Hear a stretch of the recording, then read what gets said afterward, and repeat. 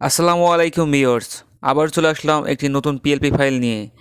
শহীদ রাষ্ট্রপতি জিয়াউর রহমানের মৃত্যুবার্ষিকী উপলক্ষে গভীর শ্রদ্ধাঞ্জলি জানাতে যারা যারা সোশ্যাল মিডিয়ার সকল প্ল্যাটফর্মে এমন একটি পোস্টার ক্রিয়েট করে যারা আপলোড করতে চান, যারা শ্রদ্ধাঞ্জলি ও সমবেদনা জানাতে চান তাদের জন্য আজকের ফাইলটি।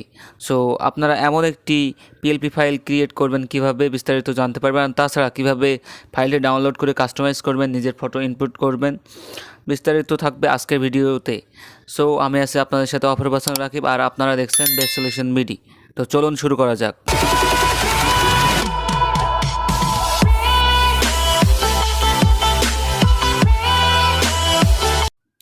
মোবাইল স্ক্রিনে আসার পরে আপনার যদি পিক্সেল ল্যাব অ্যাপ্লিকেশনটি না থাকে তাহলে আপনি সরাসরি প্লে স্টোর থেকে সেটি ডাউনলোড করে নিতে পারেন। সো আমি পিক্সেল ল্যাব অ্যাপসটি ওপেন করে নিচ্ছি। অ্যাপসটি ওপেন করার পর আপনার যে ফাইলটি আপনি ডাউনলোড করলেন আমাদের ভিডিওটি দেখে, সেটি আপনি জাস্ট ওপেন করে নেবেন। তার জন্য আপনি এখানে দেখতে পাচ্ছেন 3 ডট আইকন আছে, আমি আপনাদেরকে সুবিধার জন্য মার্ক করে দিচ্ছি। ঠিক এখানে আপনারা দেখতে পাচ্ছেন 3 ডট আইকন, এখানে একটা ক্লিক করে দেবেন। ক্লিক করার পর দেখতে পাচ্ছেন এখানে ওপেন পিএলপি, এখানে একটা ক্লিক করে দেবেন। তারপর এখানে দেখতে পাচ্ছেন পিএলপি লেখা, ঠিক এখানে একটা ক্লিক করে দিবেন। তারপর আপনার এই ফাইলটি যেখানে ডাউনলোড করেছেন, যে ফোল্ডারটিতে ডাউনলোড হয়েছে, সেখান থেকে আপনি জাস্ট ফাইন্ড আউট করে নেবেন। সো আমি আমারটি ফাইন্ড আউট করে নিচ্ছি।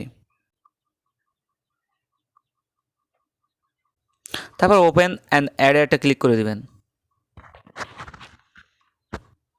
ওপেন অ্যান্ড অ্যাডে ক্লিক করার পর এভাবে আপনার ফাইলটি ওপেন হয়ে যাবে।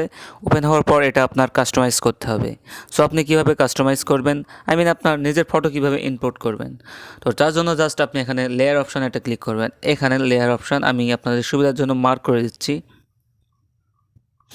ঠিক এখানে যে দেখতে পাচ্ছেন এটা হলো লেয়ার। তো এখানে ক্লিক করবেন। এখানে ক্লিক করলে আপনি দেখতে পারবেন এখানে কি ইম্পোর্ট করা হয়েছে। সো দেখতে পাচ্ছেন এখানে অনেক কিছুই ইম্পোর্ট করা হয়েছে। আপনি যেটা চেঞ্জ করতে চাচ্ছেন সেটা আপনি এখান থেকে চেঞ্জ করতে পারেন। সো আমি যেহেতু আমার নিজের ফটো ইম্পোর্ট করতে চাচ্ছি, তো তার জন্য আমি জাস্ট প্লাস আইকনে একটি ক্লিক করব। তারপর এখানে ফর্ম গ্যালারিতে যাওয়ার পর এখান থেকে আমার নিজের একটি ফটো আমি সিলেক্ট করে নিব। তার জন্য আমি গ্যালারিতে যাচ্ছি সরাসরি। আমার ব্যাকগ্রাউন্ড রিমুভ করা আছে এমন একটি ফটো আমি এখান থেকে বেছে নেব। এটা আমার ব্যাকগ্রাউন্ড রিমুভ করার একটি ফটো। সো এখানে আপনারা যদি এমন একটি ফটো ব্যাকগ্রাউন্ড রিমুভ করতে চান তাহলে আমাদের ভিডিও ডেসক্রিপশনে দেওয়া থাকবে কিভাবে ব্যাকগ্রাউন্ড রিমুভ করতে হয়, একটি ভিডিও লিঙ্ক। সো সেটা দেখে আপনারা ব্যাকগ্রাউন্ড রিমুভ করে নিতে পারেন। সো আমি এটা সিলেক্ট করে নিচ্ছি। সো এটা আমি একটু বড় করে নিচ্ছি। দেখতে পাচ্ছেন এখানে টেনে ধরে এভাবে বড় করতে পারেন আপনি। এখানে আমি রাখলাম। রাখার পরে আবারও আপনারা লেয়ার অপশানে একটা ক্লিক করবেন। করার পরে ঠিক এখানে যে ফটোটি আছে, যে ফটোটি এই ফাইলে অ্যাড করা আছে, ওই ফটোটি আপনারা ডিলিট করে দেবেন। সো আমি এখানে জাস্ট ডিলিটে একটা ক্লিক করলাম। করার পরে আমার এটা ধরে এভাবে টেনে নিয়ে আসবেন। এইভাবে আপনারা ঠিক এখানে এভাবে ক্লিক করে টেনে নিয়ে চলে আসবেন। আসার পর দেখতে পাচ্ছেন এটা নিচে চলে আসলো, এটা এখানে অ্যাড হয়ে গেল আমার ফটোটি। তো আপনার যেমন সাইজ লাগবে আপনি ঠিক তেমন করে এখানে অ্যাড করে রাখতে পারেন। সো আমার এমন হলে অনেক পারফেক্ট লাগছে, তো আমি এমনভাবে রাখলাম। তো এখন আপনার কি করতে হবে, এখন আপনার নিজের নাম কীভাবে ইনপুট করবেন, তার জন্য আপনি আবারও লেয়ার অপশানে একটা ক্লিক করে দেবেন। তারপরে এখানে দেখতে পাচ্ছেন মেহেদি হাসান লেখা যেটা আছে, এখানে এর পাশে একটা পেন আইকন আছে, এই পেন আইকনে একটা ক্লিক করবেন। তারপর আবারও একটি পেন আইকন, এখানে ক্লিক করার পর দেখতে পাচ্ছেন এখানে নাম শো করছে। এখানে আপনি আপনার নিজের নামটি লিখে দেবেন। সো আমি আমার নিজের নামটি লিখে দিচ্ছি।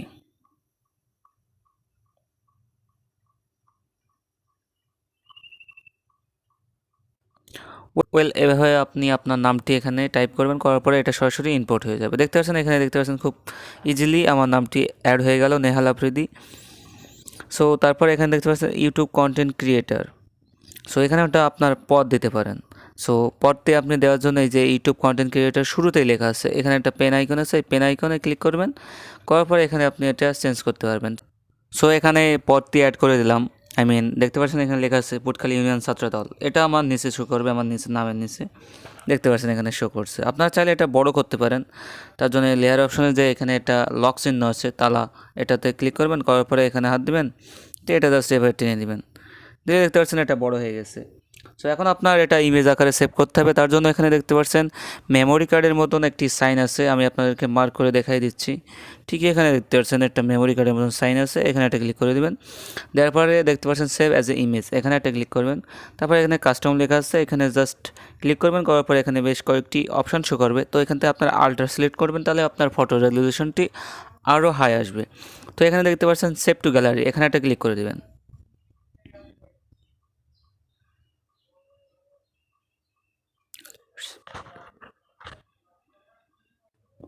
সো এখন আমার এই পিকচারটি ইমেজ আকারে সেভ করলাম এই ফরম্যাটটি। সো এখন দেখি গ্যালারিতে গিয়ে। সো আমি সরাসরি গ্যালারিতে যাচ্ছি।